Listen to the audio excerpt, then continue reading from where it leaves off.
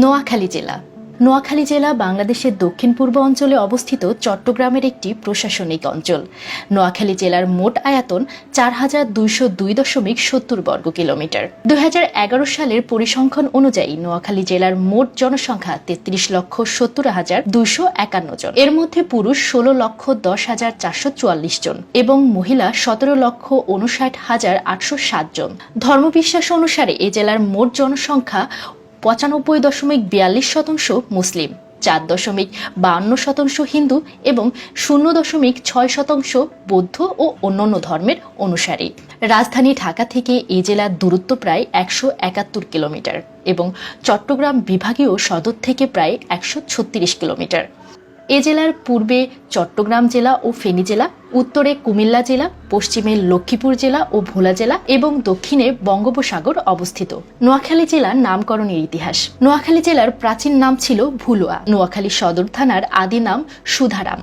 ইতিহাসবিদদের মতে একবার ত্রিপুরার পাহাড় থেকে প্রবাহিত ডাকাতিয়া নদীর পানিতে ভুলুয়ার উত্তর পূর্ব অঞ্চলে ভয়াবহভাবে প্লাবিত হয় ও ফসলি জমির ব্যাপক ক্ষয়ক্ষতি হয়।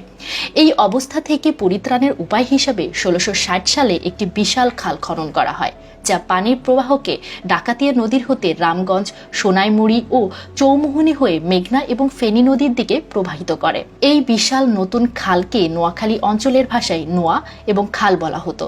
এর ফলে অঞ্চলটি এক সময়ে লোকের মুখের পরিবর্তিত হয়ে নোয়াখালী হিসেবে পরিচিতি লাভ করতে শুরু করে। নোয়াখালী জেলার প্রশাসনিক এলাকাসমূহ। নোয়াখালী জেলার ৯টি উপজেলা, ১০টি থানা, ৮টি পৌরসভা, ৯৩টি ইউনিয়ন, ৮৮২টি মৌজা, ৯৬৭টি গ্রাম ও ৬টি সংসদীয় আসন নিয়ে গঠিত। নোয়াখালী জেলার উপজেলাগুলো হল কবিরহাট, কোম্পানীগঞ্জ, চটখিল, নোয়াখালী সদর, বেগমগঞ্জ, সবর্ণচর, সেনবাগ, সোনাইমুড়ি, হাতিয়া। নোয়াখালী জেলার অর্থনীতি। নোয়াখালী জেলার অর্থনীতি মূলত কৃষি নির্ভর।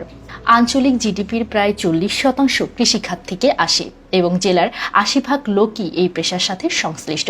কৃষির মধ্যে মূলত মৎস্য চাষ ও মৎস্য আহরণের সাথে সবচেয়ে বেশি মানুষ জড়িত। বছর জুড়ে নৌকা তৈরি ও মেরামত, মাছ ধরা, প্রক্রিয়াজাতকরণ, পরিবহন, শুটকি উৎপাদন, জাল মেরামত এর সাথে প্রায় ৬০-৭০% শ্রমজীবী জড়িত থাকে। নোয়াখালী জেলার শিল্প কারখানা তেমন গড়ে ওঠেনি, কিন্তু নোয়াখালী জেলার অনেক ব্যক্তি দেশের প্রতিষ্ঠিত ব্যবসায়ী হিসেবে সুনাম অর্জন করেছে। তারা দেশের বিভিন্ন প্রান্তে বড় বড় শিল্প কারখানা গড়ে তুলেছেন। নোয়াখালীর মানুষ মূলত কাজের জন্য দেশে এবং বিদেশে ব্যাপকভাবে গমন করেন। জেলার বিপুল সংখ্যক মানুষ মধ্যপ্রাচ্য, ইউরোপ সহ বিভিন্ন দেশে কর্মরত রয়েছে। বাংলাদেশের শীর্ষ রেমিটেন্স পাঠানো জেলাগুলোর মধ্যে নোয়াখালী জেলার গুরুত্বপূর্ণ স্থান দখল করে রয়েছে। নোয়াখালী জেলার শিক্ষা ব্যবস্থা। নোয়াখালী জেলার সাক্ষরতার হার ৬৯.৫০%। এ জেলায় রয়েছে বিজ্ঞান ও প্রযুক্তি বিশ্ববিদ্যালয় একটি, মেডিকেল কলেজ একটি, টেক্সটাইল ইঞ্জিনিয়ারিং কলেজ একটি, সরকারি কলেজ রয়েছে ৩৫টি, মাদ্রাসা রয়েছে ১৬১টি, মাধ্যমিক বিদ্যালয় রয়েছে ২৮৯টি, কারিগরি শিক্ষা প্রতিষ্ঠান রয়েছে ৫টি, কৃষি প্রশিক্ষণ কেন্দ্র রয়েছে ২টি, প্রাথমিক বিদ্যালয় রয়েছে ১,২৪৩টি। নোয়াখালী জেলার যোগাযোগ ব্যবস্থা। নোয়াখালী জেলার যোগাযোগের প্রধান সড়ক ঢাকা নোয়াখালী মহাসড়ক এবং চট্টগ্রাম নোয়াখালী মহাসড়ক। এছাড়াও এ জেলায় রেল যোগাযোগ ব্যবস্থাও রয়েছে।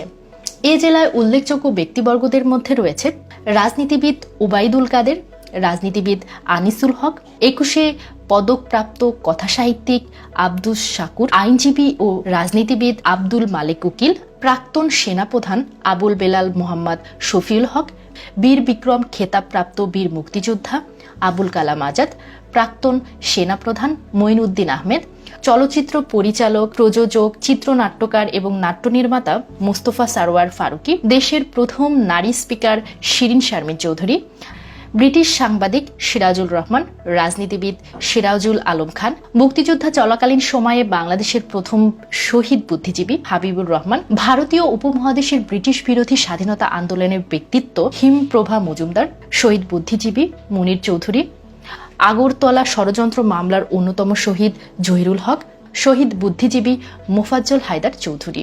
এছাড়াও অনেক গুণী ব্যক্তির জন্মস্থান এখানে। নোয়াখালী জেলার দর্শনীয় স্থানসমূহ: কামলা রানীর দিঘি, কালিন্দী সর্বজনীন দুর্গা মন্দির, গান্ধী আশ্রম, নিঝুম দ্বীপ জাতীয় উদ্যান, নোয়াখালী জেলা জামে মসজিদ, Noakhali public library, police training centre, Bajra Shahi মসজিদ, বীরশ্রেষ্ঠ শহীদ মোহাম্মদ রুহুল আমিন গ্রন্থাগার ও স্মৃতি জাদুঘর, মহাত্মা গান্ধী জাদুঘর, মাইস্তি কোর্ট বিল্ডিং দিঘি, ম্যানগ্রোভ বনাঞ্চল, চরজব্বর, রমজান মিয়া জামে মসজিদ, শহীদ ভুলু স্টেডিয়াম, স্বর্ণদ্বীপ, সোনাইমুড়ি বড় মসজিদ। এই হলো আমাদের রূপসী বাংলার রূপ লাবণ্যে ভরপুর জেলা নোয়াখালী। এখানে নোয়াখালী সম্পর্কে অতি সংক্ষেপে আমি তুলে ধরলাম। দর্শক, নোয়াখালী সম্পর্কে আপনার মতামত আমাদের অবশ্যই জানাবেন। পরবর্তীতে এরকম ভিডিও পেতে অবশ্যই সাবস্ক্রাইব করবেন এবং আপনি যদি নোয়াখালীর হয়ে থাকেন তাহলে অবশ্যই ভিডিওটি শেয়ার দিয়ে পুরো বিশ্বের কাছে জানিয়ে দিন আপনার প্রাণের শহর নোয়াখালীকে।